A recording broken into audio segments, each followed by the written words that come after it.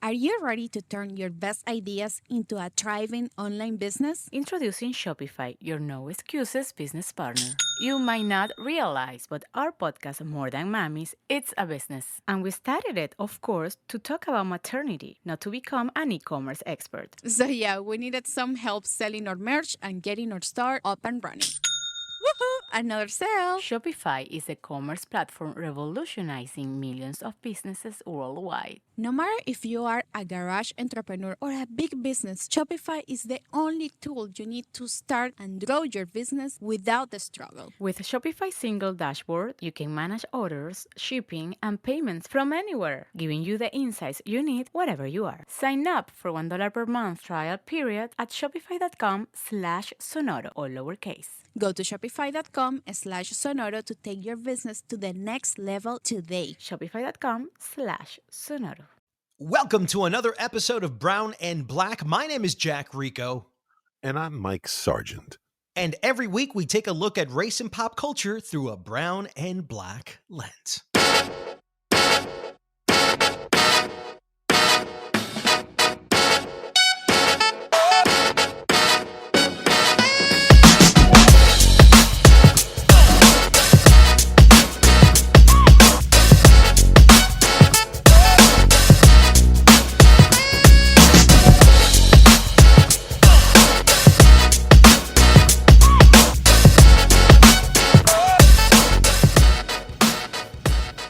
Let's talk about, Mike, what went down in LA with Latinos and blacks and indigenous people.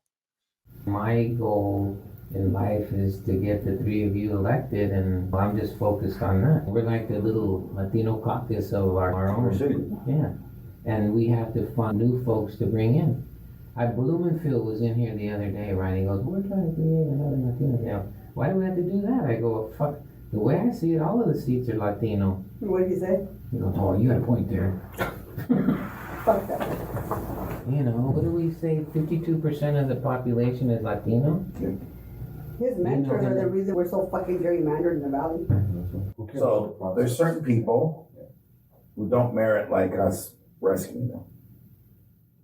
Your comadre. I'm not arguing with you about that. I know who you know. ¿Quién es su comadre? You know, yeah. She doesn't merit. But it's She's not our ally. She's not going to help us. Her district is not a district we can count So on. you're saying that's the one to put in the blender and chop up left and right? But they did. Yeah. All the folks, like with Ascoin, he did call me. He wants to have breakfast with me. What's taking him so long? I just said, hey, we need to talk.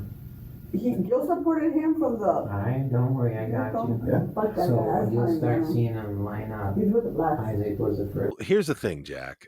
Considering the reason we do this show, or a big part of the reason we do this show, the focus of the show is not only to give the brown and black perspective, but we are always talking about brown and black unity.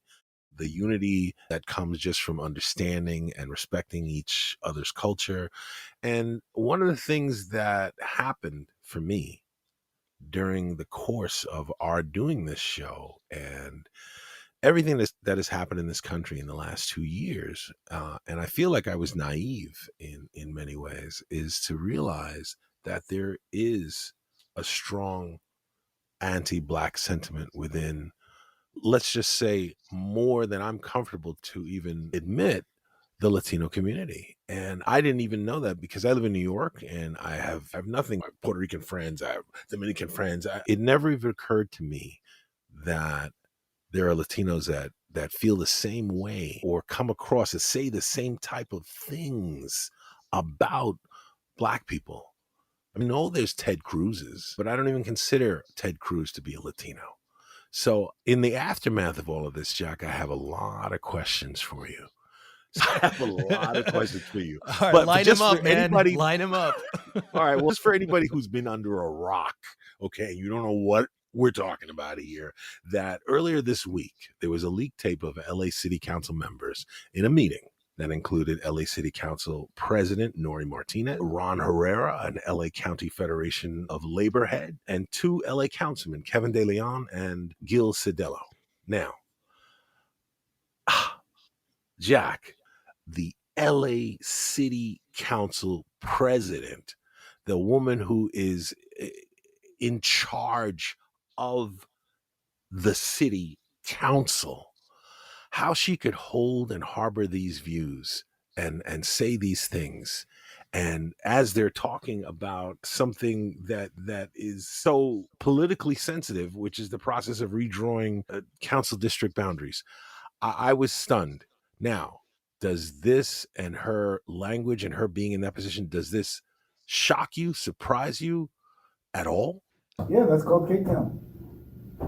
Yeah, it's just I see a lot of little short, dark people. Yeah, puro Oaxacan Koreans. Not even like Kevin, little ones. I was like, no, I don't know where these people are from. I was like, I don't know what village they came, how they got here, but.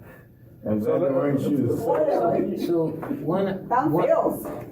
I get what we have to do, right? Just massage to create districts that benefit you all. Man. I want to tell you that I'm shocked. I want to tell you, Mike, that this is unfathomable. I want to tell you that this is beyond the grasp of comprehension. I want to tell you, Mike, this is a lie. What are you talking about? It's another one of your conspiracy theories. Come on. But no, Mike, this is the truth. And as it unfolded, my first reaction as a Latino who advocates for brown and black unity was of pure embarrassment and shame. How these politicians in LA, Mexican Americans, okay, who have a significant history here in the United States, that they have set us back so much in the objective of brown and black solidarity. But it doesn't shock me, because if you were to say how many Latinos are anti-black in this world, I would probably tell you almost every single one, except the Afro-Latino ones.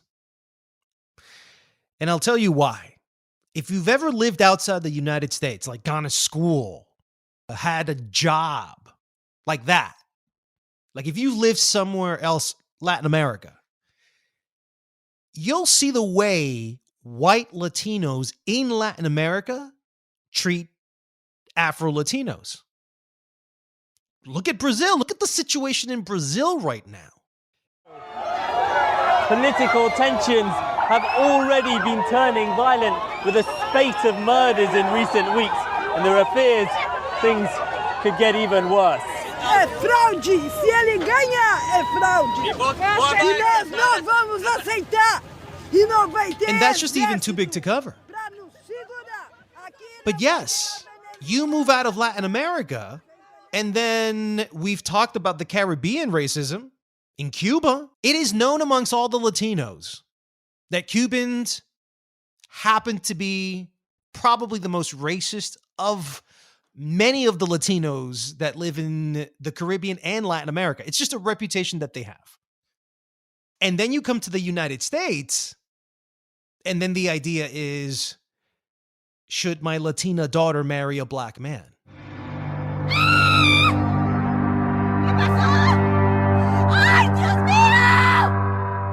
And those conversations have happened around me.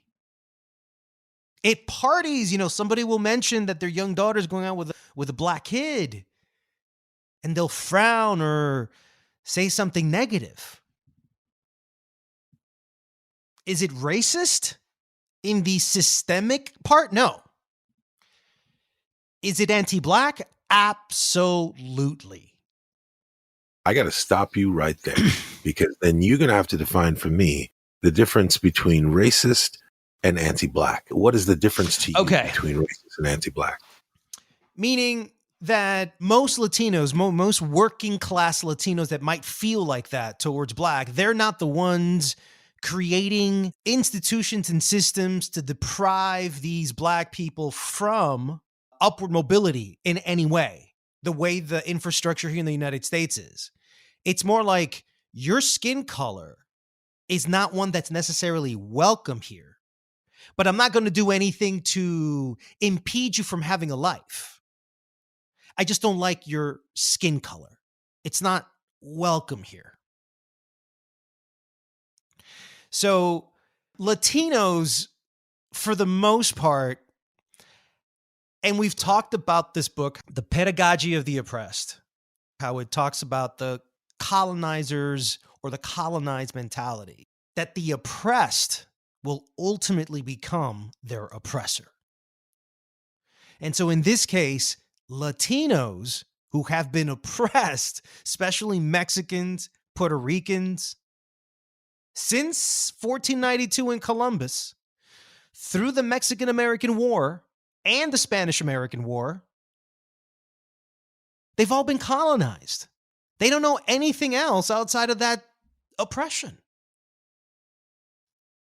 So you grew up with this internalized oppression, this internalized racism, and you start believing in yourself that you're inferior.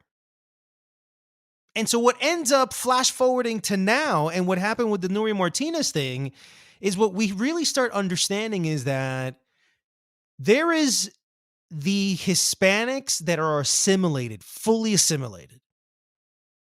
And then there's the recent immigrants that haven't had a chance to. And the big battle that you might call Latino racism in this country really has to do with Latinos who are assimilated, essentially white passing, and Latinos who had just gotten here and still hold very strongly a lot of what these now Latino Americans or U.S. Hispanics are trying to run away from. We all come from some ugly place, Mike. Us Latinos, for the most part, we all come from some ugly place, a place of corruption and a place where governments are collapsing and constitutions are being redone and human rights are being violated. And then you hear about America and you're hoping that that might be a place where you can finally find some sort of peace, where you don't have to live in a nightmare. It's because you saw a movie. Man, you're right. But you think that it's so much better here. And, I think I've always felt that poverty here just really isn't relatable to the poverty in a third world country. There's two different types of poverties. And so those countries rather be here, have some sort of public services for immigrants. And once you get here, what do you think you want to do? You want to close the door, not because they're not friendly people. It's you're trying to escape the people that want to kill you, the people that want the worst for you, or the people that now want to smooch off of you, the people that don't want to work for it. And so there's this process where you're like, I want to leave that side of me. I want to leave that part of me somewhere else, that ugly darkness that I didn't ask to be born into. I want to live in America. I heard about this thing called the American dream. Myth or reality, it's a great story. I want to believe it. And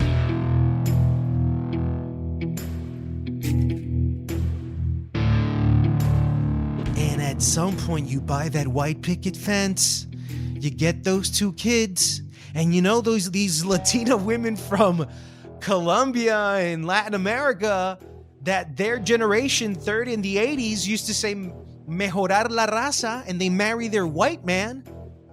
Yep, John Wayne looking. They got their American man. And they're now American Latino kids. And now they start adapting their last name from the husband, the American husband. And slowly they just want to disappear into this white American life. It's escape, Mike. It's running away from something ugly.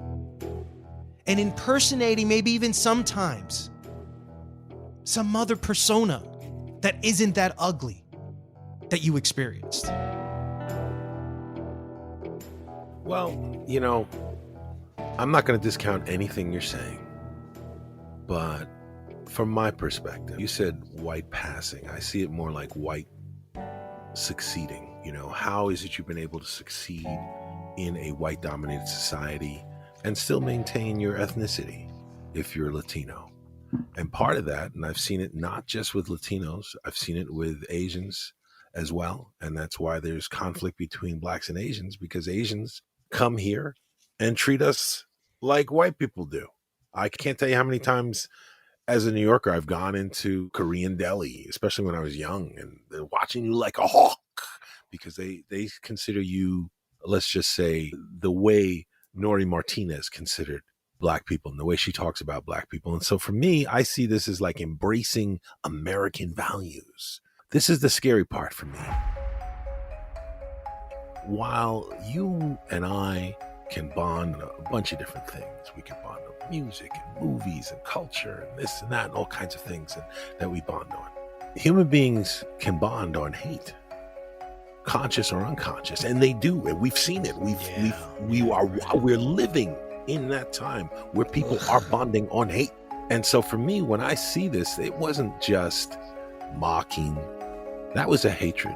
That was a disregard. That was a try and take what we can from these people. If you listen to that tape, there's an agenda, clear, a belief of these indigenous people, these Black people, a belief about them and an agenda, what you would do with them now that you're in a position to do something to them. Well, there's certain people who don't merit like us rescuing them.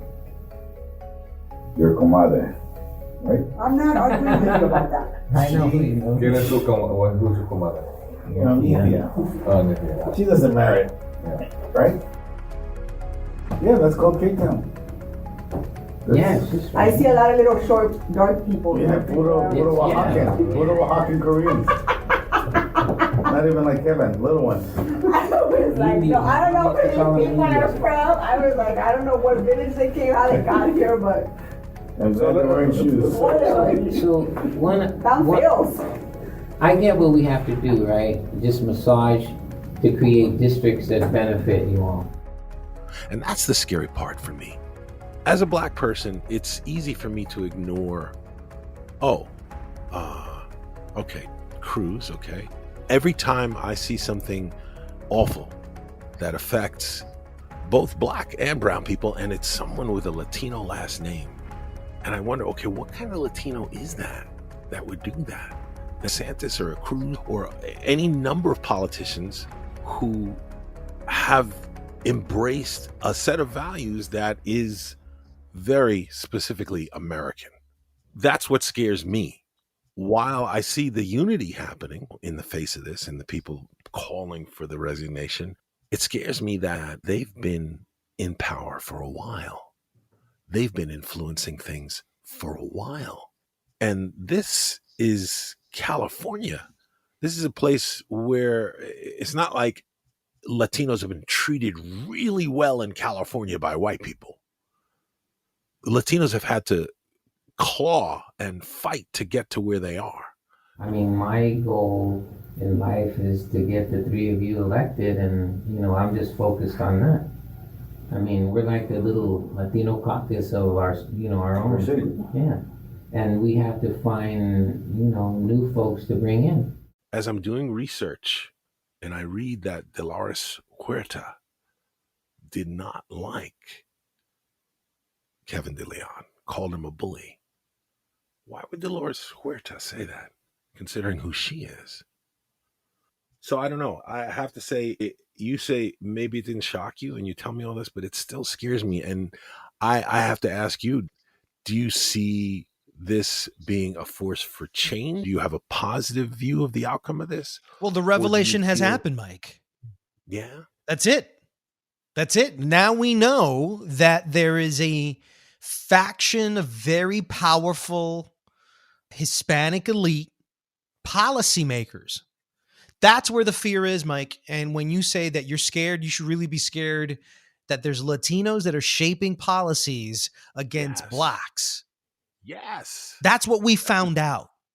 Yes. And against Native American indigenous people by our own people. So what am I going to say? So there's certain people who don't merit like us rescuing them. Your comadre, right? I'm not agreeing with you about that. I know who you know. ¿Quién es tu comadre? ¿Who's your comadre? She doesn't merit, right? Listen, my voice doesn't necessarily represent theirs or anything like that. I stand on the right of brown and black unity where they don't. And in our group, for every Nury Martinez, hopefully there's a Jack Rico that advocates for this type of unity. I also think, Mike, that maybe you've noticed it or not, but the Hispanic in the West is very different than the Hispanic in the East. I'm not sure if you've noticed that. So the Mexican doesn't probably interact with African Americans, blacks in the same way that a Puerto Rican, that a Dominican, that a Colombian would in New York City. I think that the urban culture here is much more together than LA. I don't see Mexicans and blacks hanging out either every time I've been to LA. That's just not something that my eyes really catch. But in New York, dude, that is beyond normal. So this might just be like a West Coast thing where this revelation about Latino racism might exist more in the West Coast than in the East Coast. God, I hope so. You remember that interview someone did with John Leguizamo where he admitted that he stayed out of the sun to remain more light-skinned white because he couldn't get work if he was dark. Yeah. So for me, we're shaped and beaten and molded, Mike, by white supremacy. It's a system of orders that doesn't allow us to love ourselves, man.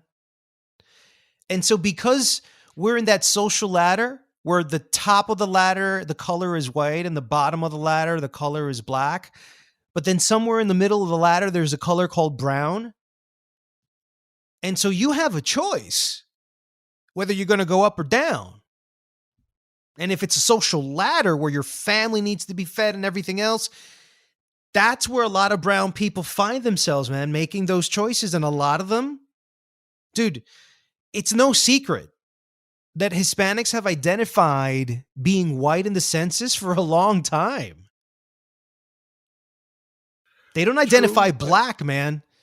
And so I think a lot of this comes from Latin America, but then is really enhanced here because they're seeing the way whites treat blacks.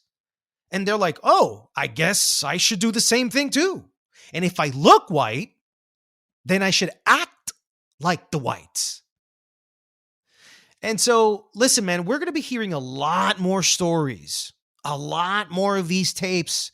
A lot more people are now going to expose a lot. Look, just look at Spanish language media, Mike. You want to know how anti-black Latinos are? Just look at Univision and Telemundo. Where's the black CEO executive? The Afro-Latino executive? Where's the Afro-Latino star? Do you remember when we spoke to Jamie Osorio for the Celia Cruz novella? Yes, I do. Remember the conversation we had with her? Out of the 35 Telemundo shows on Peacock and on their slate right now, Celia is the only one led by an Afro-Latina.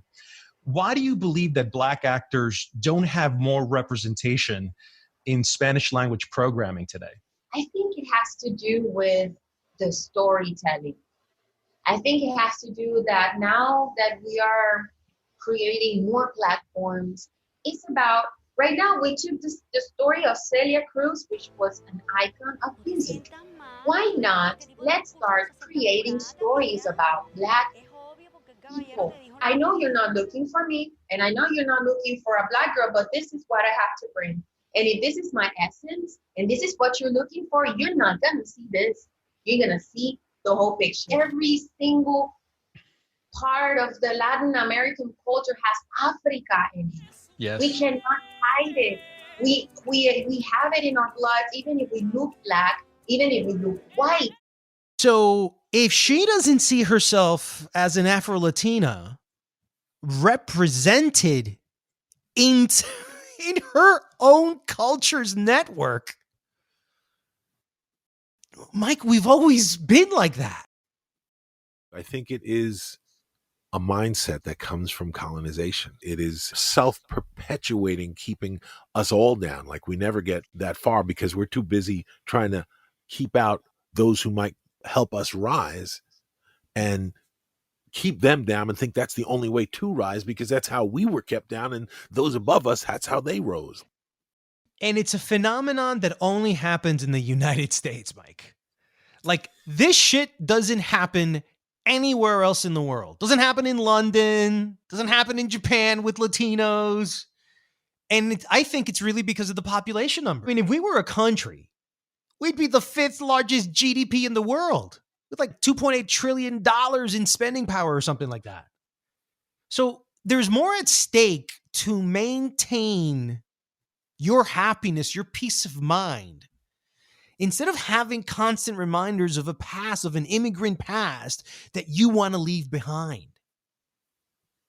And, you know, maybe if things get better in Latin America, maybe a lot of immigrants might think of, you know, going back.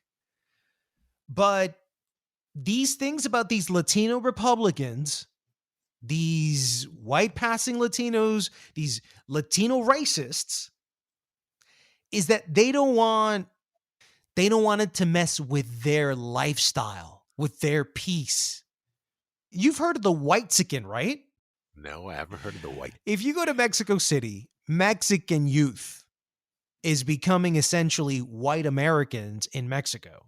The youth, the Mexicans are becoming white Americans. They're speaking in English in Mexico.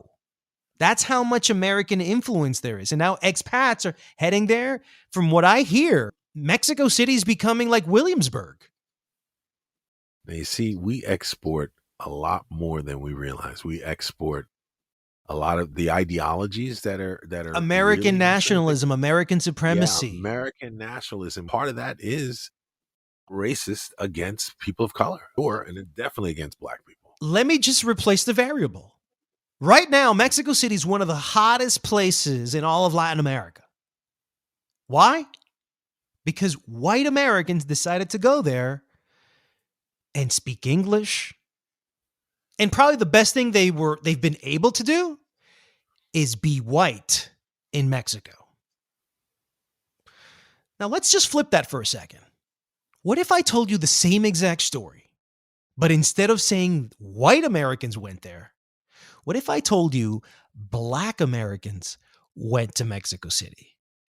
Do you think that the same result would happen? That instead of whitexicans, it's blacksicans, and they're speaking like African Americans do, which we've always said, what is that? Right? This is what I'm telling you, Mike. I don't know if Mexicans would embrace black Americans in the same way, or just Afro-Latinos, period, in the same way. This is the dirty secret of the culture that no one's ever really wanted to bring up. So thank you, Nury Martinez, for bringing it up. Now we're going to tackle it with episodes like this.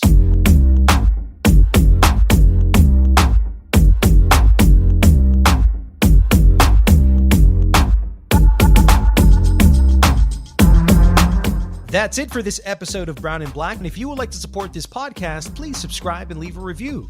Your help will allow us to be heard by many more. You can follow our comments and opinions on @BrownBlackPodcast on Twitter, Instagram, and YouTube.